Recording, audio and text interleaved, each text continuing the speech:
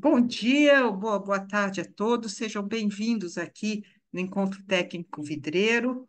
É um prazer para mim fazer essa palestra. Essa palestra hoje é bastante especial, porque é uma autoapresentação, digamos. Bem, eu sou Ana Cândida Martins Rodrigues, eu sou professora na Universidade Federal de São Carlos, no Departamento de Engenharia de Materiais. E eu vou me apresentar, eu vou contar um pouquinho para vocês como eu fui trabalhar com vidros. É mais ou menos esse o objetivo, e o que eu faço um pouquinho, é mais ou menos esse o objetivo da palestra. Então, como introdução, eu só assim, um background geral, a minha formação, eu sou química, eu não sou engenheira, eu sou química formada na USP, aqui em São Paulo. Depois eu fiz um diploma d'études approfondies e meu doutorado foi em Grenoble, no Instituto Nacional Politécnico de Grenoble, o INPG. Esse DOA é como se fosse um mestrado. Não é exatamente equivalente ao mestrado, mas para eles era, era uma primeira etapa para o doutorado. E hoje eu sou professora titular do DEMA UFSCar, do Departamento de Engenharia de Materiais da UFSCar. Então, essa é a minha formação. Eu sou química, eu estou num departamento de engenharia de materiais, porém eu não sou engenheira, tá? Isso eu vou comentar um pouquinho para vocês. Por quê? Então, só um detalhe, pois em 89, quando eu ingressei por concurso no DEMA, havia comigo mais ou menos 6 professoras de 40. Esse número não é muito preciso, pode ser 42, 45, enfim. 15%. Dessas 6 professoras, logo 2 se aposentaram, mas hoje, não sei quantos anos depois, hoje 2024, tem mais ou menos, entraram 2 novas professoras, tem mais ou menos outras se aposentaram, mais ou menos a mesma porcentagem de professoras mulheres. Por que que eu estou comentando isso? Porque o pessoal às vezes vem me procurar que eu sou mulher num departamento de engenharia. Eu queria dizer para vocês que eu nunca senti nada especial com isso. Eu não sei por que eu quero dizer isso para vocês. Eu nunca me senti assim, fora de lugar, ou nunca me senti discriminada pelos meus colegas, ou com alguma dificuldade. Eu devo confessar a vocês que nunca senti isso, apesar de que eu sei que existe aí um problema que tem pouca mulheres engenheiras, ó, 15%, tem pouca mulheres na ciência ainda de um modo geral, mas para mim foi mais ou menos tranquilo. E por causa disso, eu faço questão de dizer para vocês um pouco o meu background familiar, talvez isso tenha me ajudado, tá? O meu pai é matemático, professor da USP, minha mãe fez filosofia e psicologia, mas não atuou, tá? O meu avô era engenheiro, o meu bisavô era engenheiro, eu tenho 3 irmãos engenheiros, eu tenho 4 primos, 3 deles engenheiros, um outro é aviador. Então, vocês vejam que o meu contexto familiar talvez tenha me ajudado muito a não me sentir um bicho fora da água num departamento majoritariamente de homens e fazendo ciências exatas, né? Porque eu fiz química, isso é ciências exatas, apesar de que química é um ramo que atrai bastante mulheres, né? Então, só para continuar aqui o meu background familiar, esse aqui é o meu bisavô, o engenheiro, o meu avô Alexandre, meu pai Alexandre, meu irmão Lúcio, que se formou engenheiro, e só para complementar, o meu bisavô foi aqui, ele foi o terceiro reitor da USP, da Universidade de São Paulo, professor Lúcio Martins Rodrigues. Ok. Então, a minha formação acadêmica, isso é só para dizer para vocês que eu não, quando as pessoas vêm me entrevistar, mulher na ciência, tal, eu não tenho muito a dizer, gente. Eu sempre me senti bem onde eu estou, no que eu estava fazendo, talvez até um pouco por não perceber de fato certas coisas, mas Olha, tranquilo, tá? Apesar de que, como eu disse, eu não exerci engenharia, eu não sou engenheira, eu não exerci engenharia, eu me sinto muito mais cientista do que engenheira. Mas vamos lá, minha formação acadêmica, então. Eu estudei no Colégio Santa Cruz, em São Paulo, era um colégio muito especial, que ele unia humanismo e ciência. E me marcaram muito os professores de química, Lucy Wendel, que foi certamente por causa dela que eu fiz química, eu e uma outra colega minha, professor Flávio de Giorgio, que dava português, o professor Astor, que dava matemática, Pascarelli, Malu Montoro, enfim, a gente tinha uma árvore de professores que me marcaram muito. Talvez isso tenha me marcado para eu continuar na carreira acadêmica, para eu ser professora, porque o exemplo da Lucy foi fantástico, o exemplo do Flávio de Jorge, eu não tenho tempo aqui para contar para vocês, mas foi fantástico. Ele dava uma aula que não era aula, conversava com a gente, ele tem uma cultura fenomenal, mas eu preciso passar, senão eu não tenho tempo aqui. Tá, depois eu fiz o meu bacharelado em Química com atribuições tecnológicas no Instituto de Química da USP, terminei em 1982. Então, alguns professores que me marcaram, talvez os químicos conheçam, Pascoal Senise, Química Geral, a Blanca Vladislau, Química Orgânica, o Hans Wittler também em Química Orgânica, o Atílio Vanin em Físico-Química, o Henrique Aizitoma em Química Inorgânica, são todos eles muito conhecidos. Eu quase fiz iniciação científica com o Henrique Aizitoma. Enfim, são muitas histórias que eu não tenho tempo, mais uma vez, de contar tudo aqui para vocês. Esse é o Instituto de Química, aqui são um exemplo de laboratórios de química lá no Instituto de Química, laboratórios bem clássicos. Tá, depois eu tive a oportunidade, e aí que começa a história mesmo, de ir para Grenoble, tá? Então eu fiz o meu DA, o meu diploma de estudo aprofundido em Grenoble, em Química do Estado Sólido. E aqui é que começa, eu diria, a história, porque eu tive a oportunidade um pouquinho diferente das outras dos meus colegas que saíram do Brasil para fazer doutorado lá fora. Na realidade, eu tive a oportunidade de ir para Grenoble porque meus pais estavam lá. Meu pai estava passando um ano lá, na verdade, ele passou dois, então eu pude ir para lá, estar com eles, e lá eu escolhi um grupo para fazer o DEA, quer dizer, eu não tinha bolsa ainda. Então, eu percorri vários grupos na Escola Nacional Superior de Eletroquímica e Eletrometrologia de Grenoble, eu percorri vários grupos. Um deles trabalhava com corrosão, o outro trabalhava com vidros, e acabei escolhendo esse de vidros. Então, aqui que a escolha se deu aqui, né?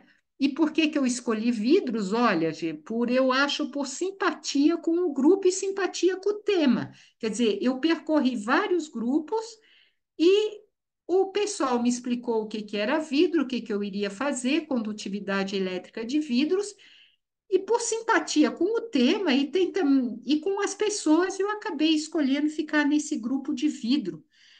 Chamava o Laboratório Laboratório de Energética do Estado Sólido, Energética e Eletroquímica de Vidros, estou esquecendo o nome. Então, eu fiquei 4 anos lá, e depois, esse primeiro ano, então, eu não tive bolsa, eu estava com os meus pais, mas o segundo ano eu pedi bolsa FAPESP, pedi bolsa para o CNPq e acabei ganhando bolsa do CNPq. Eu lembro que eu pedi a bolsa para a FAPESP era assim: você escrevia o projeto à mão, mandava num envelope, ia pelo correio, voltava a resposta, e eu lembro até hoje que a resposta foi assim: o projeto é muito bom, porém tem grupos semelhantes aqui em São Paulo, ela poderia fazer esse trabalho em São Paulo. Até hoje eu não sei que grupo seria esse que trabalhava com vidros e com propriedades elétricas de vidros em São Paulo. Até eu não fiquei chateada, não fiquei brava, não, mas até hoje eu não sei que grupo seria esse que poderia desenvolver o projeto que eu desenvolvi lá em Grenoble, mas felizmente eu consegui a bolsa do CNPq, o CNPq me concedeu a bolsa, então eu pude ficar lá fazendo o meu doutorado. Grenoble é uma cidade muito bonita, para quem conhece, esse é o campus, ele é no meio de montanhas, ele é rodeado de montanhas, é uma cidade muito interessante, onde tem uma grande concentração de cientistas de físicos. Em Grenoble tem um síncroton, né? Então, Grenoble é um pouco como São Carlos aqui, ou São Carlos é um pouco como Grenoble, uma grande concentração de físicos por habitantes, né? Quer dizer, de cabeças com doutorados por habitantes. É uma média um pouco superior à média geral mundial. E eu diria que São Carlos, porque tem duas universidades, até três, também tem uma média superior de doutorandos por habitante, tá? Então, o título da minha tese foi Síntese e Propriedades Elétricas de Vidros Óxidos Condutores por íon lítio. Então, essa é uma técnica, tem uma base, quer dizer, a aplicação dela é que ela sirva como eletrólito sólido em baterias de lítio. Naquela época já se falava em carro elétrico, então a motivação desse estudo é que ele seria eletrólito sólido para carros elétricos. Em 1988, tinha tido aquele problema de petróleo, foi uma crise do petróleo e o pessoal estava desenvolvendo baterias para carros elétricos, mas, como vocês devem se lembrar, o carro elétrico não disparou, não pegou naquela época, não pegou. Quer dizer, tiveram que esperar aqui quase 40 anos, 35 anos, né? Hoje vocês sabem que carro elétrico nos Estados Unidos é uma realidade, aqui no Brasil está começando a ser realidade e todos concordam que é o futuro. Então, na realidade, eu comecei esse título, era para carro elétrico, mas estava um pouco defasado, quer dizer, não pegou naquela época em si, mas hoje a realidade de carro elétrico está aí e eu continuo nessa linha.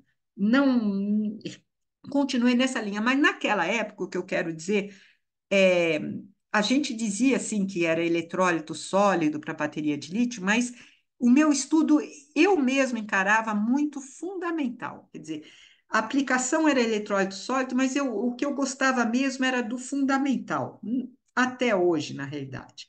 Bom, eu fui fazer o meu pós-doutorado no Instituto de Física de São Carlos, USP, com o professor Michel Egerter. Eu estudei janelas eletrocrômicas. Janelas eletrocrômicas são aquelas camadas de filmes que são depositados em cima de vidros, e que mudam de cor. Quer dizer, eu aplico uma tensão e ela muda de cor. Então, eu aplico uma tensão, passo uma corrente e tem um elemento que muda o seu número de oxidação e pode escurecer essas janelas eletrocrômicas. Isso é em São Carlos, né? Eu falei rápido, Instituto de Física de São Carlos. Então, no meu pós-doutorado, eu já vim para São Carlos. Depois de estudar, de ficar 4 anos em Grenoble, eu pensava assim, eu não quero mais voltar para São Paulo. Eu sou de São Paulo, São Paulo é muito grande, eu tinha um ideal assim, eu quero ir para uma cidade um pouco menor. Então, eu vim aqui para São Carlos com uma bolsa de recém-doutor do CNPq. Trabalhei com essas janelas eletrocônicas que existem, são realidades, são muito caras, mas existem, estão em desenvolvimento ainda. E logo após, no final de 89, eu fiz o meu concurso. No final de 89, eu fiz o meu concurso e, por concurso, entrei no Departamento de Engenharia de Materiais aqui da Universidade Federal de São Carlos. Eles estavam procurando um químico para supervisionar o laboratório de análises químicas que eles tinham. Então, eles me disseram, eles queriam um químico que fizesse um projeto, que comprasse um ICP para fazer análise química de matérias-primas e análise química dos produtos deles. Então, eles tinham esse projeto, eles tinham um laboratório de análise química, mas que não estavam funcionando. Bom, a história vem. Então, por exemplo, início das atividades 22 de 12 de 89, eu lembro quase perto do Natal, antes de terminar o ano, aquela história, se eu não assumisse em dezembro daquele ano, perdi a vaga. esse tipo de história. E eu comecei a dar aula em janeiro. Eu assumi em dezembro, eu comecei a dar aula em janeiro, já tinha aula em janeiro por causa de greve. Aquela era uma época de que tinha muitas greves. Quem é da minha idade, Universidade Federal se lembra, quem estudou em Universidade Federal se lembra. Hoje não tem mais isso, mas eu comecei a dar aula logo em janeiro, foi bastante impactante assim. Esse aqui é uma foto antiga lá, daquela época, tá? Tá aqui o professor Oscar Paito, para quem conhece, está aqui eu, então, aqui no DEMA, a professora Ruth Kiminami, eu estou falando de mulheres, né? Mas ela entrou um pouco depois de mim. E logo, isso aqui é uma pizza de final de ano no Laboratório de Ensino de Química. Está aqui o professor Oscar Paito. Então, a gente, ó, aqui, pizza, sem tumulto, por favor, tá? Quer dizer, a pizza de final de ano era famosa, a gente fazia pizza com toda a higiene nos fornos de cerâmica, tá? Era um sucesso, hoje não existe mais isso, mas era um sucesso, o pessoal conseguia reunir todo mundo lá. Então, mais fotos da pizza, ó. Para quem conhece, esse é o professor Edgar Zanotto. Para quem conhece, essa é a Kátia Frederici. Eu tenho certeza que muitos de vocês conhecem, que ela hoje trabalha no IPT. Ela era aluna, estudante de doutorado, mestrado e doutorado no LAMAV. Tá. E esse era o LAMAV, tá? Então, o LAMAV, eu esqueci de falar, é o Laboratório de Materiais Víteros. Então, voltando um pouquinho, cortando um pouquinho, assim que eu entrei no DEMA, eu era supervisora do Laboratório de Análises Químicas, mas o professor Edgar já estava no DEMA, já tinha feito seu doutorado na Inglaterra, o professor Edgar aqui, já tinha voltado, e imediatamente ele me convidou para integrar o grupo dele de vidros. Ele soube que eu tinha trabalhado com vidros. Eu lembro que eu dei uma palestra para todos os meus colegas dizendo o que eu fiz, e ele imediatamente me convidou para integrar o LAMAV, Laboratório de Materiais Vídeos, que tinha recém sido, a gente trabalhava aqui, ó, para quem conhece, é tudo apertadinho, hoje a gente está bem melhor. Ah, e o que vale a pena dizer é que pouco tempo depois, no DEMA, no nosso departamento, foi fundado o CCDM, Centro de Caracterização e Desenvolvimento de Materiais. Então, esse CCDM, a gente foi um projeto grande que a gente teve, que comprou diversos equipamentos para fundar um centro de caracterização de materiais. Então, esse CCDM, digamos assim, levou o laboratório de análise química. E com isso eu fiquei, digamos assim, eu liberada do laboratório de análises químicas, eu não era mais supervisora e pude me dedicar ao estudo de vidros novamente, quer dizer, eu pude continuar aquilo que eu estava fazendo, eu não tinha mais esse encargo do laboratório de análises químicas, e então aí eu integrei imediatamente o grupo do professor Edgar, está aqui nós três jovenzinhos, professores Oscar, professor Edgar, eu mesma, aqui o técnico Zé ainda está lá, professor Eduardo Bellini Ferreira, muitos de vocês conhecem, todos eles eu saberia dizer, eram os nossos primeiros alunos, a Kátia Frederici aqui, o professor Eduardo, professor Márcio, que está em Salvador, se eu não me engano, o Vladimir Foquinha, o nosso colega russo, que já colaborava com a gente. Enfim, gente, eu vou passar o saudosismo aí para quem conhece, pode se reconhecer, pode apreciar um pouquinho. Tá, esse é o primeiro simpósio nacional de vidros que foi feito em 1995. Então, já o professor Edgar, já naquela época, já reuniu, fez um primeiro simpósio nacional de vidros, que depois se transformou no Brasglass, Brazilian Symposium Glass.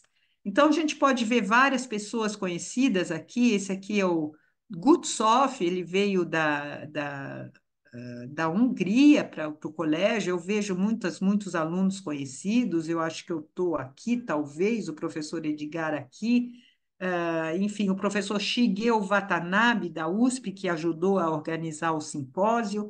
Enfim, essa era a comunidade de vidros daquela época, né, que depois cresceu, mudou, uns ficaram, outros saíram, depois, obviamente, tivemos mais outros integrantes que se juntaram a nós, e vamos lá. E hoje, então, essa é a nossa UFSCar. Quando eu entrei na UFSCar, esse é um panorama geral, esse é um panorama geral. Quando eu entrei na UFSCar, isso aqui é o Lago, a área sul, aqui é a rodovia Washington Luiz, quilômetro 235, e aqui é a estrada que vai para Ribeirão Preto. Então, quando eu entrei, não havia isso que a gente chama hoje de área norte. Então, hoje o nosso Lamave está aqui, tá? Vou mostrar outra foto para vocês. Não havia nada disso. O departamento, já havia o departamento de engenharia de materiais, esses prédios cinzas já tinham, tá? O corredor, aqui é engenharia civil, aqui é engenharia de materiais, mas o Lamave não tinha e não tinha nada disso. Então, o Lamave foi um projeto do professor Edgar também, com a FAPESP, quer dizer, a universidade ela fez as bases do laboratório, a gente subia, levantar e cobrir, que dizia que a FAPESP não paga esse tipo de coisa, mas depois, com verbas de projetos e outras, a gente conseguiu montar o projeto e hoje o laboratório é esse aqui. Então, a entrada do laboratório, para quem conhece, elas desde já eu já vou deixando o meu convite para quem quiser conhecer o laboratório de materiais víteros, tá? É só me escrever à vontade, mas eu queria só chamar a atenção que a ideia era imitar um forno de vidro. Então, por isso que tem esses tijolinhos, tá? Então, essa aqui seria o forno principal, esse aqui deste lado e do outro lado lá seriam os queimadores. Quer dizer, a planta foi imaginada, baseada para imitar um forno de vidro. A gente contratou uma arquiteta, a arquiteta foi visitar um forno de vidro, enfim, a nossa ideia era fazer um prédio que lembrasse um forno de vidro, então está aqui ele. Por isso que ele é de tijolinho, tem essas janelas redondas. Essa aqui é o nosso. Depois do Lamave, em 1913, né? Que a gente teve esse projeto grande com a FAPESP, CERTEV, Center for Research Technology and Education in Vitreous Materials, quer dizer, um projeto da FAPESP que está durando 11 anos já, a gente vai estender por mais um ano, se tudo der certo. Então, nesse CERTEV, que foi um projeto grande da FAPESP, um CEPID, é o maior projeto da FAPESP, porque eles são financiados por 11 anos, então, reuniu 14 professores de São Carlos que trabalham em vidro. Então, não é. Então, São Carlos tem 14 professores entre UFSCar e USP trabalhando em vidro. Depois, o professor Marcelo Nalim, ele era da UFSCar, mas ele acabou se mudando para Araraquara, para a Unesp, mas ele continua no CERTEV. Então, essa é a equipe, depois do LAMAV, daquele laboratório pequeno, que começou, o professor Edgar costuma dizer que o laboratório começou com uma mufla, um forninho mufla, né? Então, depois crescemos para esse prédio, que está muito extremamente bem equipado, com fornos de fusão. Eu vou mostrar alguma coisa para vocês. E, repito, todos estão convidados. É só me mandar um e-mail, ligar, a gente combina um dia. Tá, novamente o Lamave, isso foi uma escola de vidros FAPESP 2015. Desculpa, a gente reuniu uns quase 100 alunos estrangeiros, 50 estrangeiros e 50 brasileiros, para fazer uma escola de vidros, em que a gente foi durante uma semana, um curso intensivo que abordou todas todos os aspectos de vidros, ciência de vidros, né? A gente trabalha, mas não é bem a tecnologia de vidros, a gente trabalha com aspectos, propriedades, aspectos científicos de vidros. E vamos ter mais um agora em abril, a gente vai ter uma segunda escola, já tem muitos inscritos, temos 60 inscritos, eu acho. Tá. Então, pós-doutorado. Então, depois que eu entrei no DEMA, eu fiz um pós-doutorado em 1997, de 9 meses, como professor visitante no Otto Schott Institut für Glaschemie, na Alemanha. Então, essa foi grandes surpresas da carreira, né? Eu sempre tive uma ligação forte com a França, mas acabei fazendo um pós-doutorado na Alemanha e depois voltei em 2015 por um mês. Depois, ainda na Alemanha, fui na BAM. Essa BAM é um instituto de teste de materiais, tá? Também por 3 meses. E depois eu tive alguns pós-docs, na verdade, as surpresas é que agora eu tenho uma ligação forte também com a Índia, essas surpresas da vida. Bom, minhas linhas de pesquisa, então, o geral, eu ainda estou em síntese de propriedades elétricas de vidros óxidos, condutores por íon lítio, isso continua, tá? Eu fiz um modelamento termodinâmico de condução iônica, condutividade iônica e eletrônica em vidros, mas entrei também em propriedades óticas de vidros. Mas então, aqui eu estou com condutividade iônica e eletrônica de vidros, materiais de cátodo em baterias de lítio ou sódio. Aqui, isso são baterias para carro elétrico. Então, as baterias de carro elétrico hoje são de lítio. A Tesla lá, nós sabemos que são de lítio. Mas nós sabemos também que o lítio vai se esgotar. Pelo menos são as previsões, ou seja, o pessoal já está trabalhando, fazendo esforço para substituir o lítio ao sólido, ou seja, as próximas baterias de estado sólido serão baterias de sódio e não mais de lítio. Bom, modelamento termodinâmica da condução iônica em vidro, isso foi um trabalho fundamental que a gente fez em colaboração com o professor Jean-Louis Suquet. Então, o que é muito bacana, assim, a hipótese desse modelo é que, por exemplo, o vidro é um solvente, os modificadores são eletrólitos sólidos. Então, o vidro é um solvente, o vidro é um grande solvente, que aceita tudo, quase tudo. Eu posso colocar na sílica, eu posso colocar óxido de sódio, óxido de alumínio, cálcio, enfim, ferro, colorantes, afinantes. Os modificadores são os óxidos alcalinos, né?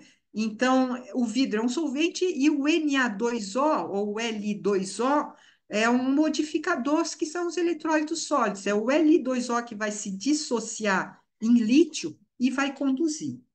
Mas eu não vou me ater muito, senão eu falo uma hora aqui para vocês, gente, tá? Ainda, cálculo de mobilidade iônica, eu tive um mestrado, 2 mestrados, um projeto de FAPESP, um projeto professor visitante, e eu fui recentemente banca de uma tese em Madrid, em que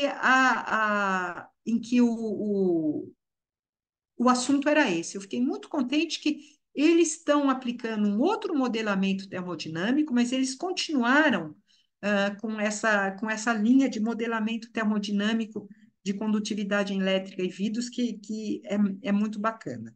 Tá. Outra linha de pesquisa que eu tive é a síntese e caracterização de eletrólitos sólidos, então sempre eletrólitos sólidos, mas dessa vez vitrocerâmicos, com estrutura Nasicon, tá?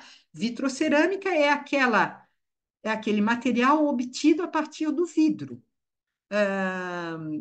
Então, o vidro, quando aquecido, vocês sabem, ele tende a se cristalizar. Então, na indústria de vidro, a gente quer evitar a cristalização de vidro, tanto que isso chama devitrificação na indústria de vidro.